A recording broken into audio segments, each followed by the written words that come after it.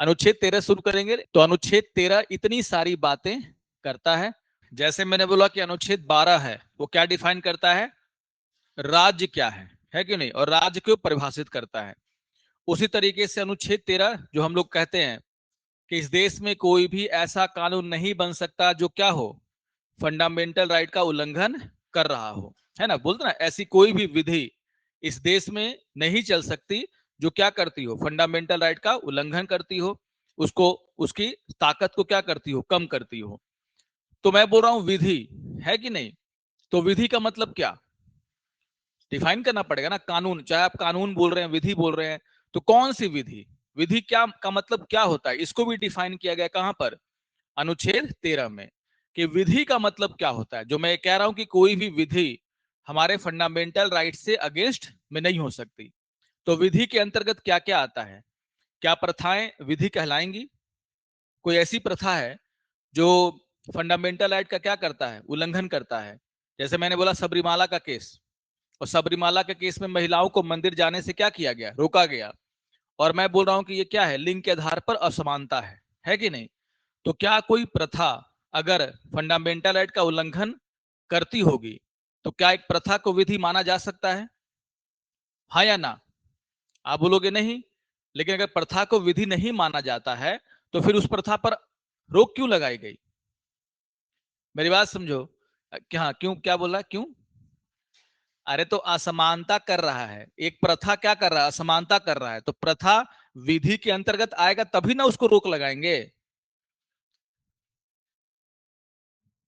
हाँ, तो सरकार धर्म के मामलों में इंटरफेयर करती, क्यों करती है, क्योंकि कुछ प्रथाएं हमारे फंडामेंटल राइट का क्या करेंगी, अगर उल्लंघन करती हैं तब। तो प्रथा को विधि माना गया तभी तो। अरे विधि के अंतर्गत अगर प्रथा नहीं आएगी, सरकार इंटरफेयर क्यों करेगी। समाज में सुधार करना है तो कुछ समाज की कुछ प्रथाएं ऐसी होंगी जो फंडामेंटल राइट का क्या करती होंगी, उल्लंघन। तो हम प्रथाओं को भी विधि मानते हैं, और इसलिए सरकार क्या करती है, उसमें इंटरफेयर करती है। तो विधि का मतलब क्या है ना, इसको डिफाइन कौन करता है, अनुच्छेद 13, ठीक है ना। तो अनुच्छेद 13 में लिखो, है ना, लिखो, आ, लिखो, अनुच्छेद 13 लिखो, अनुच्छेद 13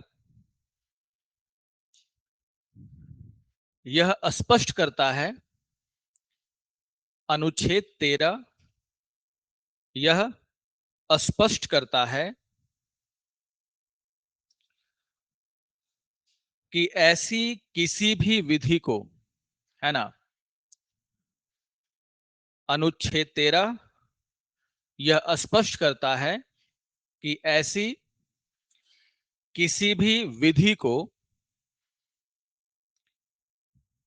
स्वीकार नहीं किया जाएगा, ऐसी किसी भी विधि को स्वीकार नहीं किया जाएगा, नहीं किया जाएगा, जो मूल अधिकारों से असंगत, जो मूल अधिकारों से असंगत हो, असंगत हो, या या उनका अल्पीकरण करती है, या उनका अल्पीकरण करती हो, ऐसे भी लिख सकते हो। तो ऐसी किसी भी विधि को स्वीकार नहीं किया जाएगा जो क्या करता हो, मूल अधिकारों से असंगत, असंगत का मतलब क्या, उसका उल्लंघन करती हो। मैं बोल रहा हूं समानता का अधिकार, और आपकी विधि समानता के अधिकार का क्या करती हो, उल्लंघन, उसको हम लोग क्या बोलेंगे कि वो फंडामेंटल राइट से क्या है, असंगत है। या फिर मैं क्या बोल रहा हूं, उसका अल्पीकरण, अल्पीकरण का मतलब क्या है, उस पर कुछ प्रतिबंध लगा रही है, उसकी शक्ति को कम कर रही है, उसको क्या कहे, उसको हम लोग क्या बोलेंगे, अल्पीकरण, ठीक है ना।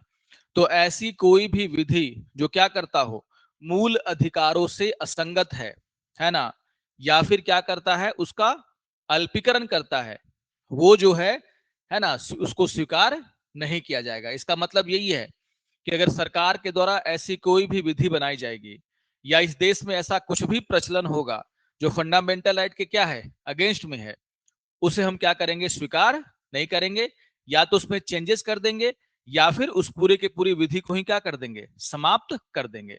जैसे मैं बार बार बोल रहा था कि आईटी एक्ट की धारा 66A है कि नहीं, और वो उस धारा जो थी वो क्या करती थी, फंडामेंटल राइट का उल्लंघन।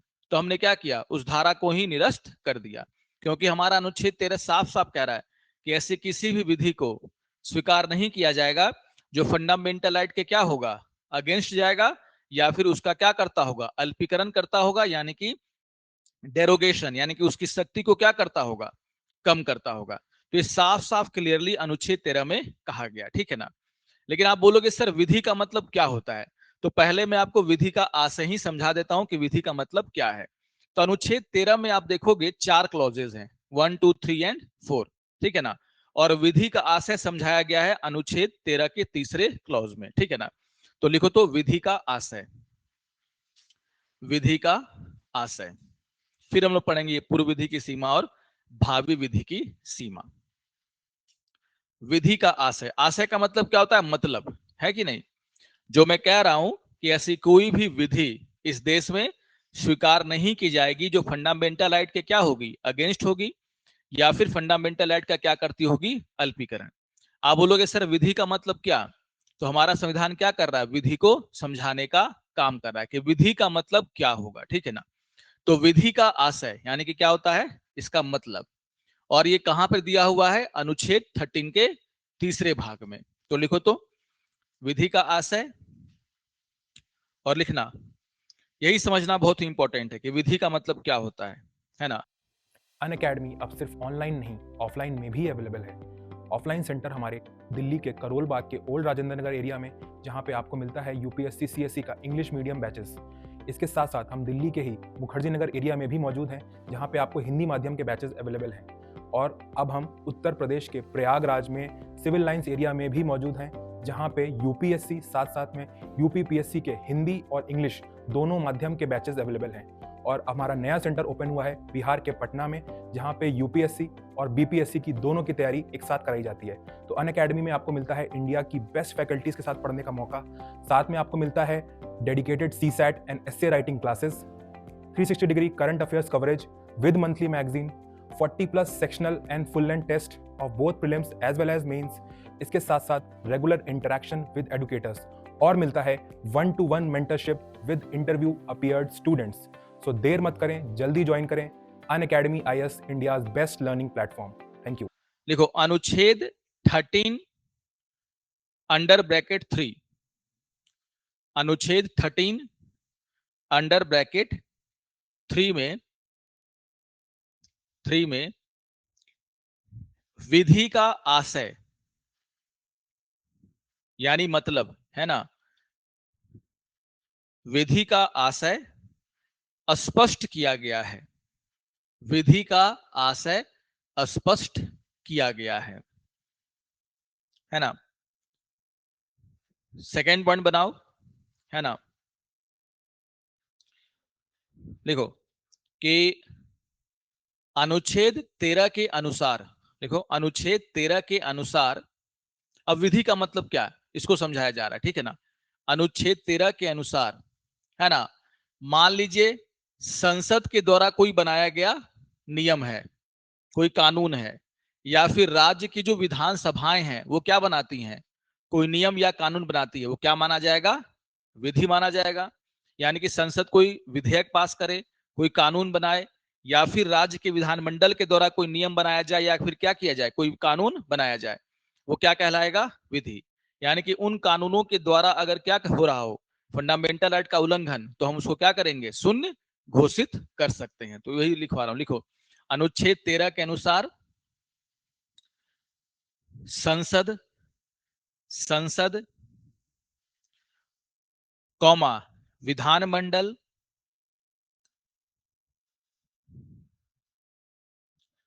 या किसी अन्य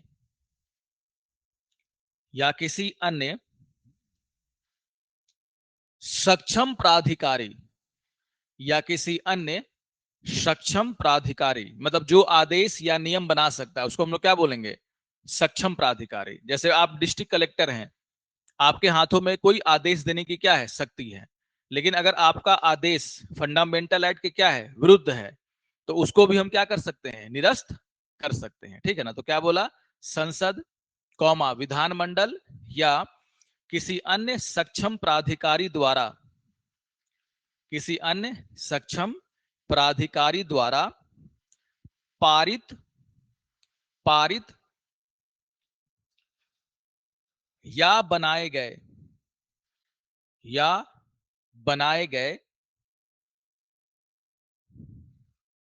किसी भी आदेश कौमा नियम, किसी भी आदेश कौमा नियम, उपकानून, कौमा देख लिखना, उपकानून, अध्यादेश, अध्यादेश हम लोग आगे चल के पढ़ेंगे। अध्यादेश क्या होता है? जब संसद काम नहीं कर रही होती है और कोई कानून हमें लागू करना होता है तो हम क्या करते हैं, राष्ट्रपति के द्वारा उसको अध्यादेश जारी करवा के लागू करवा देते हैं, ठीक है ना। तो कोई अध्यादेश, और यही क्वेश्चन पूछता है और यूपीएससी भी पूछा कि क्या अध्यादेश के माध्यम से फंडामेंटल राइट का उल्लंघन किया जा सकता है? तो नहीं किया जा सकता, ठीक है ना। तो मैंने क्या बोला, कोई आदेश, सॉरी क्या बोला, नियम, कानून, उपनियम, है ना, अध्यादेश, है ना, अधिसूचना, अधिसूचना, और सबसे लास्ट एंड इंपॉर्टेंट है, यहां तक कि रीति रिवाजों को भी, यहां तक कि रीति रिवाजों को भी इसमें शामिल किया गया है, इसमें शामिल किया गया है,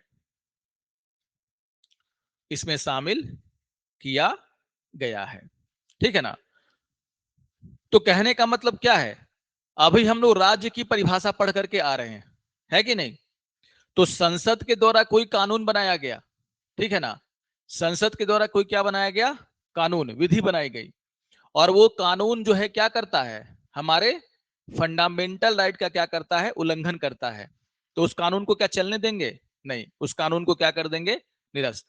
अगर राज्य की सरकार का कोई मंत्रालय कोई आदेश जारी करता है ना, और उस आदेश में भेदभाव है, तो क्या उस आदेश को मान लेंगे? नहीं, उस आदेश को क्या करेगी न्यायालय, निरस्त कर सकती है, अगर उस आदेश में क्या हो, किसी भी फंडामेंटल राइट का क्या हो रहा हो, उल्लंघन। तो यही मैं कहने का मतलब है कि किसी भी संसद के द्वारा कि सरकार का कोई मंत्रालय कोई नियम बना देता है ना, तो जो भी राज्य की परिभाषा के अंतर्गत आता है उसके द्वारा कोई भी कानून पारित हो, कोई भी नियम बनाए गए हों, कोई उपनियम बनाए गया है, जो भी सरकारी काम है, अगर उसके द्वारा अगर आपके फंडामेंटल राइट का उल्लंघन हो रहा है तो वो हमें स्वीकार नहीं है, ठीक है ना। तो टाटा एक क्या है, राज्य है, मान लो सार्वजनिक कार्य को करते समय, और उसका कोई आदेश जो अगर क्या कर रहा होगा, फंडामेंटल राइट का उल्लंघन, यानी कि हम उस आदेश को क्या कर सकते हैं, निरस्त कर सकते हैं, क्योंकि टाटा रेलवे का एग्जाम लेते समय क्या है, एक राज्य है, और उस एग्जाम को लेकर के अगर वो कोई आदेश निकालता है जिससे किसी भी एक स्टूडेंट का क्या हो रहा होगा, फंडामेंटल राइट का उल्लंघन हो रहा होगा, तो हम उस आदेश को क्या कर सकते हैं, निरस्त कर सकते हैं। लेकिन टाटा एक प्राइवेट कंपनी होते हुए जो आदेश निकालेगी उस कंपनी का इंटरनल मैटर है, उसमें हम इंटरफेयर नहीं करेंगे। बात समझ में आ रहा है। अंतिम में क्या लिखा है, रीति रिवाज, और इसीलिए राज्य क्या करती है, इंटरफेयर करती है, क्योंकि हमने क्या लिख रहा है कि इस देश में प्रचलित कोई भी रीति रिवाज भी अगर क्या फंडामेंटल राइट का उल्लंघन करता हुआ पाया गया तो वो भी विधि के अंतर्गत क्या आता है, कि परिभाषा के अंतर्गत आता है, और राज्य क्या कर सकता है, उसको भी स्वीकार नहीं करेगा। इसीलिए छोटी उम्र में शादी उसको खत्म करने के लिए राज्य ने क्या बनाया, कानून, और उन प्रथाओं को क्या लगा दिया, बैन। इसलिए दहेज प्रथा पर क्या लगाया गया, बैन। इसलिए सती प्रथा पर क्या लगाया गया, बैन। इसलिए छुआछूत पर क्या लगाया गया, बैन, है ना, क्योंकि ये ऐसी प्रथाएं थी जो हमारे फंडामेंटल राइट का क्या कर रही थी, उल्लंघन, है कि नहीं, ये चीजें। तो इवन रीति रिवाज भी क्या कहलाएंगे, अनुच्छेद 13 के अनुसार विधि कहलाएंगे। तो यानी कि एक राज्य के डेफिनेशन के तहत जो भी लोग आते हैं उनके द्वारा जो भी कानून, नियम, आदेश, कोई अधिसूचना, कोई अध्यादेश, ये सब अगर किसी भी तरह से फंडामेंटल राइट का उल्लंघन कर रहे हों, उनको हम लोग क्या कर सकते हैं, स्वीकार नहीं किया जाएगा। और इवन इस देश के रीति रिवाज भी अगर क्या कर रहे हो, फंडामेंटल राइट का उल्लंघन, उसे भी हम क्या करेंगे, स्वीकार नहीं करेंगे। तो ये क्लियर करता है कि अनुच्छेद 13 के तहत आखिर विधि जो है उसका मतलब क्या होता है। क्लियर है ये, है कि नहीं? तो पहले तो मैंने क्या बता दिया कि अनुच्छेद 13 क्या कहता है कि कोई भी ऐसी विधि जो फंडामेंटल राइट का क्या करती होगी, उल्लंघन करती होगी, वो स्वीकार नहीं है। दूसरा ये क्लियर करता है कि विधि का मतलब क्या, तो बोल रहा है कोई भी सरकारी आदेश हो, कोई संसद के द्वारा बनाया गया क्या नियम हो। हाँ, राइट। मैंने क्या बताया कि टाटा अगर सार्वजनिक कार्य कर रही है और उसका कोई नियम ऐसा होगा कि जिससे हमें लगता होगा क्या कि फंडामेंटल राइट का उल्लंघन हो रहा है, तो हम उस आदेश को क्या कर सकते हैं, निरस्त। लेकिन टाटा एक कंपनी है, उसने कहा कि आप जो है सीईओ बनेंगे, है कि नहीं? और दूसरा व्यक्ति भी क्या है, कैपेबल है, लेकिन क्या वो जो टाटा के मैनेजमेंट का जो क्या है आदेश है, क्या उसके खिलाफ वो कोर्ट जा सकता है? नहीं जा सकता ना। लेकिन सरकार में आपने आपने क्या देखा होगा कि सरकार किसी को क्या बनाती है, किसी संस्था का अध्यक्ष, तो वहां पर जो अन्य सीनियर मोस्ट होता है वो कहां चला जाता है, कोर्ट। बोला कि हम सीनियर मोस्ट थे लेकिन इसको बना दिया क्या, अध्यक्ष, है कि नहीं? क्योंकि वहां पर अधिकारों के उल्लंघन का मामला हो गया कि जो सबसे सीनियर मोस्ट होगा उसको क्या बनाना चाहिए, किसी भी ऑर्गेनाइजेशन का अध्यक्ष। होता है ऐसा, आपने सुना होगा सरकार में बार बार ऐसा होता है कि किसी को सरकार ने क्या बना दिया, अध्यक्ष बनाया, तो बाकी इंप्लॉय चले गए कोर्ट, किस बात को लेकर के कि हम सीनियर मोस्ट थे तो हमको छोड़ करके आखिर मेरे जूनियर को क्यों बना दिया। और कोर्ट भी क्या करेगा, आपकी रक्षा करेगा, क्योंकि यहां पर आपके साथ क्या हो रहा है, अन्याय। लेकिन एक टाटा प्राइवेट कंपनी है, हो सकता है कि वहां पर सीनियर मोस्ट कोई व्यक्ति हो, लेकिन उसने किसी जूनियर को क्या बना दिया, सीईओ। आप वहां पर कुछ नहीं कर सकते हैं, क्योंकि टाटा एक कंपनी के रूप में हो सकता है कि वो ज्यादा कैपेबल मांग रही है, मान रही है किसी यूथ को, तो उसको क्या बना दिया, सीईओ। वहां पर आपके फंडामेंटल राइट का उल्लंघन नहीं हो रहा है, क्योंकि एक कंपनी का काम है कि वो जिस तरीके से आगे बढ़ना चाहे क्या करे, आगे बढ़े। और मुझे लगता है कि एक यूथ को बनाना चाहिए चेयरमैन, तो मैंने क्या बना दिया, यूथ को। वहां पर कोई फंडामेंटल राइट का वॉलेशन नहीं हो रहा है, क्योंकि प्राइवेट कंपनी है, वो अपनी एफिशिएंसी देखेगी, अपना ग्रोथ देखेगी, और उसको लग रहा है कि जो सीनियर मोस्ट व्यक्ति है उससे ज्यादा कैपेबल उसका जूनियर है, तो उसको उठा के क्या बना दिया, चेयरमैन। कोई फंडामेंटल राइट का उल्लंघन नहीं हुआ, क्योंकि उस समय वो राज्य नहीं है, वो अपने कंपनी के ग्रोथ को देखते हुए क्या कर रही है, काम कर रही है। लेकिन यही काम अगर आप सरकारी कंपनी में करोगे तो क्या हो जाएगा, फंडामेंटल राइट का उल्लंघन। लोग कहां चले जाएंगे, सुप्रीम कोर्ट या कोर्ट चले जाएंगे, क्योंकि नियम ही कहता है कि जो सीनियर मोस्ट व्यक्ति है उसी को क्या मिलना चाहिए, अध्यक्ष का पद। मेरी बात समझ रहे हो ना? ये चीजें, इन चीजों की हम बात कर रहे हैं, है ना? तो एक प्राइवेट संस्था अपने ग्रोथ को लेकर के कोई नियम बना सकती, हाँ, अगर टाटा ये करेगी कि वो धर्म के आधार पर क्या करेगी, पोस्ट क्रिएट कर देगी, और ये बोलेगी कि नहीं, इस धर्म पर इस पोस्ट पर एक इसी धर्म का व्यक्ति बैठेगा, तो वहां पर टाटा क्या कर रही है, फंडामेंटल राइट का उल्लंघन। तो ऑब्वियसली वो फंडामेंटल राइट का उल्लंघन कर रही है, क्योंकि धर्म के आधार पर आप क्या कर रहे हैं, नागरिकों के बीच भेदभाव। लेकिन टाटा अगर क्राइटेरिया में ऊपर नीचे कुछ कर रही है, तब वो फंडामेंटल राइट का उल्लंघन कुछ भी नहीं कर रही है ना? अगर वो शोषण कर रही है किसी का, टाटा मजदूरों को कम पैसा दे रही है ज्यादा काम करा करके, ऑब्वियसली वो क्या कर रही है, फंडामेंटल राइट का उल्लंघन, है ना? लेकिन वो उसका अधिकार है कि हो सकता है कि वो किसी एम्प्लॉय को आज ही नौकरी से क्या कर दे, निकाल दे, क्योंकि वो अपना ग्रोथ देख करके क्या करेगी, काम करेगी। तो ये समझना होगा हमें, ठीक है ना? तो वही मैं कह रहा हूं कि एक विधि का मतलब क्या होता है, ठीक है ना? तो जो भी राज्य के अंतर्गत आता है उसके द्वारा बनाया गया कोई भी नियम, कानून, आदेश अगर क्या कर रहा होगा, फंडामेंटल राइट का उल्लंघन, वो हमें स्वीकार नहीं है। इसलिए पहले किसको डिफाइन किया, राज्य को, और फिर किसको डिफाइन किया, विधि को, और बोला कि जो विधि फंडामेंटल राइट के खिलाफ होगी उसको हम स्वीकार नहीं करेंगे, ठीक है ना?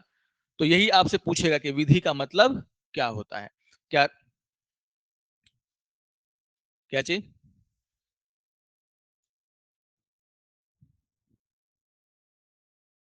कॉलेज, हाँ हाँ,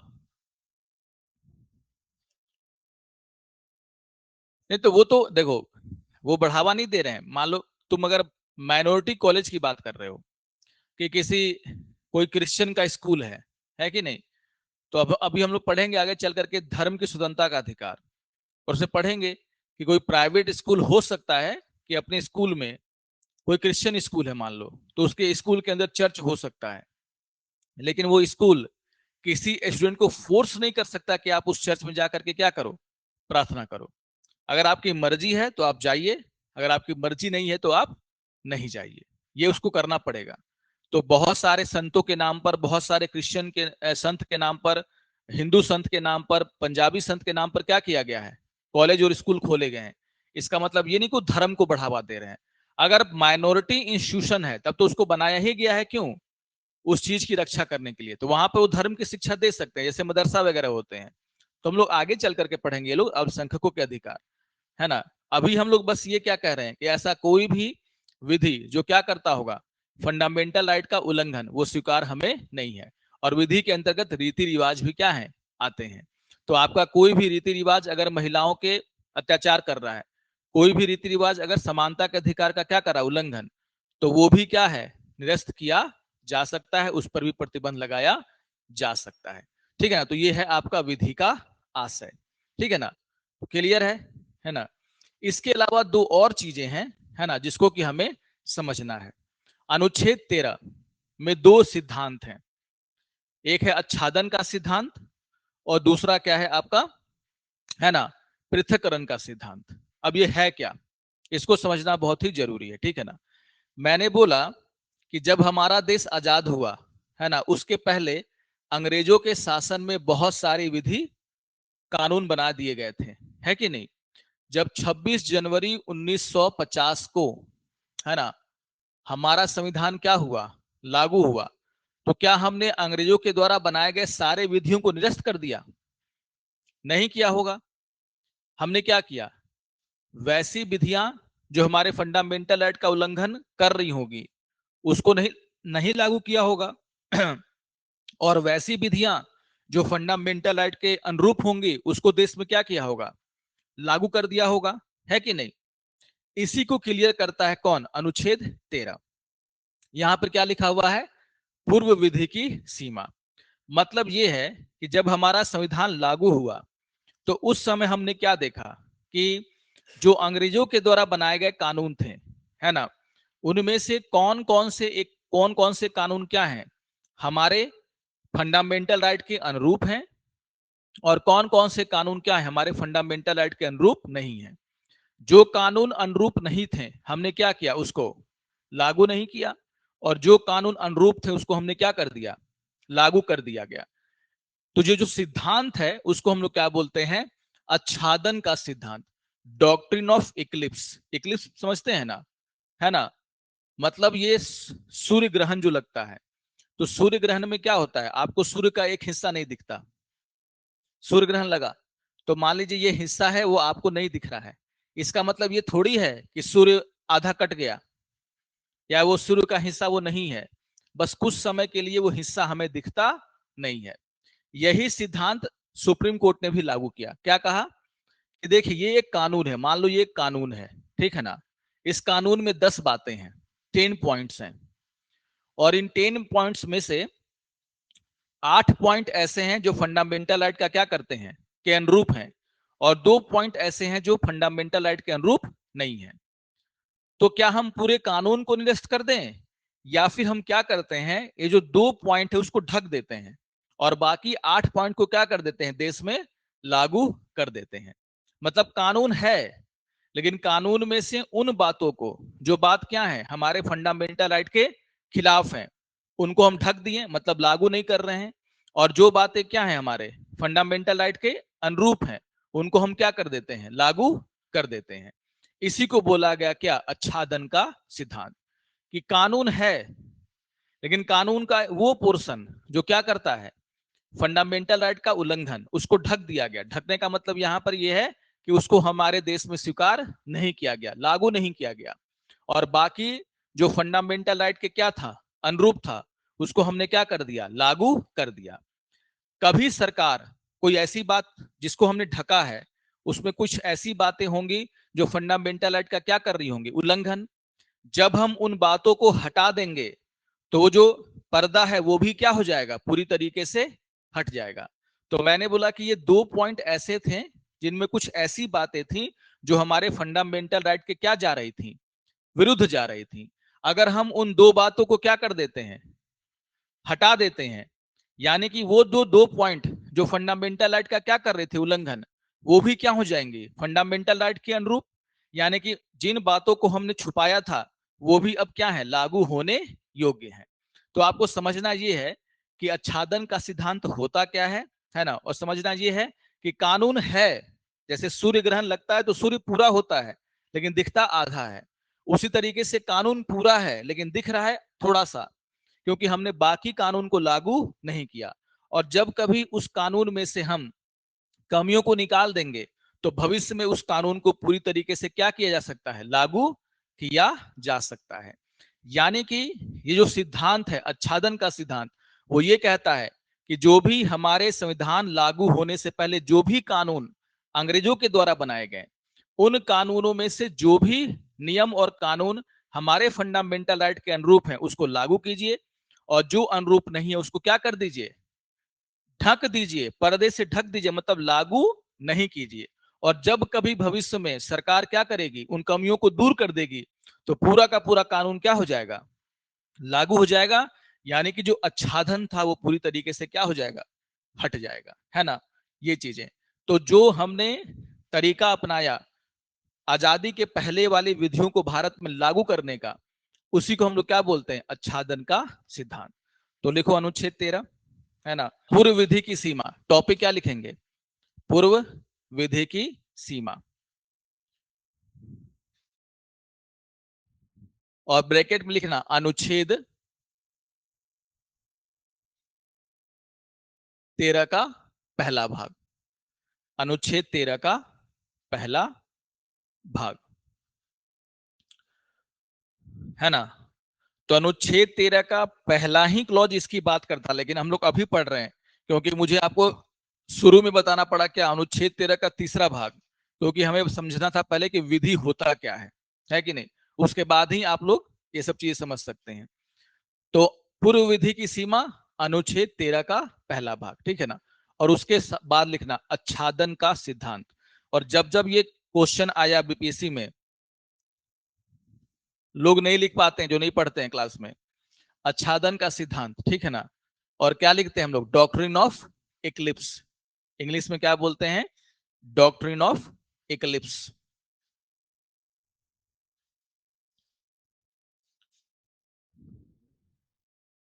इक्लिप्स, ठीक है ना। तो पर्दे से ढक देना उसको हम लोग क्या बोलते हैं, आच्छादन। और इंग्लिश में क्या बोलते हैं, डॉक्ट्रिन ऑफ इक्लिप्स, है ना। आधा पोर्शन दिख रहा है, आधा पोर्शन नहीं दिख रहा है, ठीक है ना।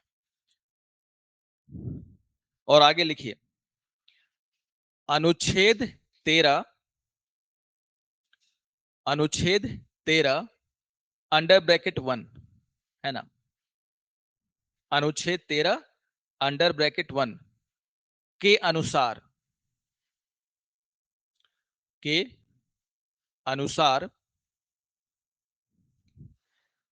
इस संविधान के अनुसार इस संविधान के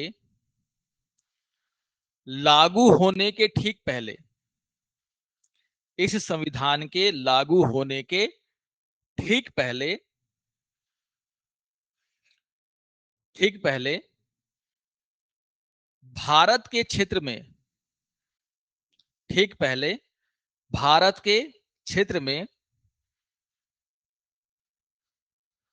लागू होने वाले, भारत के क्षेत्र में लागू होने वाले सभी कानून, लागू होने वाले सभी कानून, जहां तक, सभी कानून जहां तक, जहां तक इस भाग के प्रावधानों, जहां तक इस भाग के प्रावधानों के साथ असंगत हैं, जहां तक वे इस, कौन सा भाग की बात हम लोग कर रहे हैं? भाग 3 की बात कर रहे हैं। भाग 3 क्या है? फंडामेंटल राइट, है ना, उसकी बात हो रही है। तो क्या बोल रहा है कि संविधान के लागू होने से ठीक पहले भारत के क्षेत्र में लागू होने वाले सभी कानून, जहां तक इस भाग, तो भाग यहां पर क्या है? भाग 3 की बात हो रही है, क्योंकि हम लोग किसकी बात कर रहे हैं? फंडामेंटल राइट की। भाग 3 के प्रावधानों के साथ असंगत हैं। भाग 3 के भाग के प्रावधानों के साथ असंगत हैं। इस असंगतता, असंगत हैं, इस असंगतता, असंगतता की हद तक, इस असंगतता की हद तक शून्य हो जाएंगे। इस असंगतता की हद तक शून्य हो जाएंगे, है ना, हो जाएंगे। यानी कि मैं क्या कह रहा हूं, ये आपका सूर्य है, ठीक है ना, यानी कि एक कानून है। और मैंने कहा कि ये कानून पहले का है, कब? 26 जनवरी, है ना, 1950, जब हमारा देश में क्या हुआ? संविधान लागू हुआ। तो ये जो कानून है, क्या हम इसको अपनाएं कि नहीं अपनाएं? पूरा मुद्दा इसी का था। और क्या कहा गया कि वो कानून जिस हद तक क्या होगा, भाग 3 के साथ असंगत होगा। तो मैंने आपको बताया कि 10 पॉइंट है इस कानून में, और 2 पॉइंट ऐसे हैं जो क्या हैं, हमारे फंडामेंटल राइट का क्या करते हैं? उल्लंघन। लेकिन बाकी 8 पॉइंट हमारे फंडामेंटल राइट के क्या हैं? अनुरूप हैं। तो जितनी असंगतता है उसको हम लोग क्या कर देंगे? शून्य कर देंगे, ढक देंगे। शून्य का मतलब क्या हो गया? वो जीरो हो गया। और बाकी 8 पॉइंट क्या करेंगे? हमारे देश में लागू हो जाएंगे। इसी को बोला जा रहा है क्या? आच्छादन का सिद्धांत, डॉक्ट्रिन ऑफ इक्लिप्स। जो असंगत है उसको शून्य घोषित करो, और जो संगत है उसको क्या करो? देश में लागू करो। ठीक है ना, ये चीजें। एक और पॉइंट लिखो, लिखो। हाँ, क्या? अनुच्छेद 13 का पहला भाग है। हाँ, हाँ, 13(1). अरे अनुच्छेद 13, तो 31 लिख दोगे क्या? 13 का क्या? Under bracket 1। नहीं नहीं, 3 नहीं, 3 तो पहले ही लिखवा दिए क्या? विधि का आशय, सूत्र है वो क्या? इसलिए कंफ्यूज करता है? तुमको जानता नहीं है वो, उसको कंफ्यूज कर रहा है तुम उसको है कि नहीं? अनुच्छेद 13 का तीसरा भाग विधि का आशय है। अनुच्छेद 13 का पहला भाग पूर्व विधियों के बारे में बात कर रहा है, कि वैसी विधियां जो कहां, जो हमारे संविधान के लागू होने के पहले बनाई गई थी। अनुच्छेद 3 का दूसरा भाग भावी विधि की बात कर रहा है। और अनुच्छेद 13 के तीसरे भाग में विधि का क्या है? डेफिनेशन। लेकिन हमने पहले क्या पढ़ा? अनुच्छेद 3 का 13 का तीसरा भाग, क्योंकि हमें विधि को सबसे पहले समझना था, है ना, ये चीजें। तो ये क्या है आपका? अनुच्छेद 13 का पहला भाग। ठीक है ना, इसमें एक लाइन लिखो कि यह सिद्धांत, लिखो, यह सिद्धांत केवल उन विधियों पर लागू होता है। यह सिद्धांत केवल उन विधियों पर लागू होता है जो संविधान के लागू होने के पूर्व से, जो संविधान के लागू होने के पूर्व बनाए गए थे। संविधान लागू होने के पूर्व मतलब पहले। पूर्व का मतलब यहां पर क्या है? पहले, है ना। तो लिख लेना पहले, अगर किसी को दिक्कत हो रहा हो तो। पहले बनाए गए थे। और साथ ही, और साथ ही यह सिद्धांत, और साथ ही यह सिद्धांत उस विधि पर लागू होता है, और साथ ही यह सिद्धांत उस विधि पर लागू होता है जो विधि, जो विधि मौलिक अधिकारों का उल्लंघन करती है। जो विधि मौलिक अधिकारों का उल्लंघन करती है, ठीक है ना। तो मान लो ये 26 जनवरी 1950 है ना, ऐसी कोई विधि है जो हमारे फंडामेंटल राइट का उल्लंघन नहीं करती है, उसको पूरा लागू कर देंगे। ऐसी कोई विधि होगी जो पूरी तरीके से क्या करती होगी, फंडामेंटल राइट का उल्लंघन, उसको तो लागू नहीं करेंगे। लेकिन ऐसी कोई विधि है जिसका कुछ हिस्सा क्या कर रहा है, फंडामेंटल राइट का उल्लंघन कर रहा है, और कुछ हिस्सा फंडामेंटल राइट के अनुरूप है, वहां पर हम क्या यूज करते हैं, आच्छादन का सिद्धांत। बोलते हैं कि जो हिस्सा हमारा क्या कर रहा है, फंडामेंटल राइट का उल्लंघन, उसको लागू नहीं करो, लेकिन जो हिस्सा क्या कर रहा है, फंडामेंटल राइट का उल्लंघन मतलब अनुरूप है, उसको क्या कर दो, लागू कर दो, है ना। और इसका मतलब ये भी है कि वो कानून पूरा है लेकिन कुछ बातें लागू नहीं हुई। अगर सरकार भविष्य में क्या करती है, संसद है, संसद के पास संशोधन का अधिकार है, सरकार उस कानून में जो कमियां हैं उसको दूर कर देती है, तो पूरा कानून ही क्या हो जाएगा फिर इस देश में लागू, है ना। तो ये भी बात ध्यान में रखना है कि पूरे कानून को निरस्त नहीं कर रहे हैं, बल्कि कानून के कुछ बातों को लागू नहीं कर रहे हैं। वो कानून में है लेकिन वो लागू नहीं हुआ है, ठीक है ना, ये चीजें। तो इसको हम लोग क्या बोलते हैं, आच्छादन का सिद्धांत। अब कल हम लोग पढ़ेंगे, है ना, कौन सा सिद्धांत, पृथक्करण का सिद्धांत, है ना, पृथक्करण का सिद्धांत, या फिर क्या बोलते हैं, विच्छेदनीयता का सिद्धांत, या फिर बोलते हैं प्रिंसिपल ऑफ सेवरेबिलिटी। ये हम लोग पहले ही पढ़ चुके हैं, आपने ध्यान नहीं दिया। मैंने कहा था कि आईटी एक्ट की धारा 66 ए को सुप्रीम कोर्ट ने क्या कर दिया, निरस्त कर दिया, है कि नहीं। क्या सुप्रीम कोर्ट ने पूरे आईटी एक्ट को निरस्त किया, नहीं, आईटी एक्ट को निरस्त नहीं किया, बल्कि क्या किया, उसकी एक धारा को निरस्त किया। ये यही कहता है कि मान लीजिए संविधान लागू होने के बाद अगर कोई कानून बनता है और उस कानून की कोई एक धारा या कुछ बातें हमारे फंडामेंटल राइट का उल्लंघन करती हैं, तो पूरे कानून को इसकी सजा नहीं मिलनी चाहिए, पूरे कानून को निरस्त करने की जरूरत नहीं है, बस उस भाग को निरस्त कर दीजिए जो क्या करता होगा, फंडामेंटल राइट का उल्लंघन। इसीलिए जब इंफॉर्मेशन टेक्नोलॉजी एक्ट जो संसद ने क्या किया, पारित किया, उसकी सिर्फ एक धारा ऐसी निकली, धारा 66 ए, जो क्या कर रही थी, फंडामेंटल राइट का उल्लंघन। तो सुप्रीम कोर्ट ने बोला कि देखिए पृथक्करण का सिद्धांत यूज कीजिए, मतलब वो बातें जो फंडामेंटल राइट के अनुरूप नहीं है उनको अलग कर दीजिए और उसको खत्म कर दीजिए, पूरे कानून को खत्म करने की आवश्यकता नहीं है। यानी कि न्यायालय ये प्रयास करता है कि जितना पोर्शन कानून का क्या करता है, फंडामेंटल राइट का उल्लंघन है, सिर्फ उसी पोर्शन को शून्य घोषित किया जाए। अगर पूरा कानून बच सकता है तो उस कानून को हम क्या करेंगे, बचाने का प्रयास करेंगे। अगर पूरा का पूरा कानून ही क्या है, खिलाफ है किसके, फंडामेंटल राइट का, तो ऑब्वियसली आपको क्या करना होगा, पूरे के पूरे कानून को ही निरस्त करना होगा। लेकिन इस आईटी एक्ट की सिर्फ एक धारा अगर क्या कर रही है, उल्लंघन कर रही है, तो हमने 66 ए को हटाया, हमने आईटी एक्ट को निलंबित नहीं किया। उसी को हम लोग क्या बोलते हैं, पृथक्करण का सिद्धांत, या फिर प्रिंसिपल ऑफ सेवरेबिलिटी, या फिर विच्छेदनीयता का सिद्धांत। मतलब डिफरेंस कीजिए कि कौन कानून क्या है, फंडामेंटल राइट के अनुरूप है और कौन अनुरूप नहीं है। अगर पूरा कानून बच सकता है एक धारा को हटा करके, तो हमारी प्रयास रहेगी कि हम पूरे कानून को क्या करें, बचाएं, और सिर्फ उस धारा को हटा दें जो क्या करता है, फंडामेंटल राइट का उल्लंघन। उसी को हम लोग बोलते हैं क्या, पृथक्करण का सिद्धांत, या फिर क्या बोलते हैं, विच्छेदनीयता का सिद्धांत, ठीक है ना।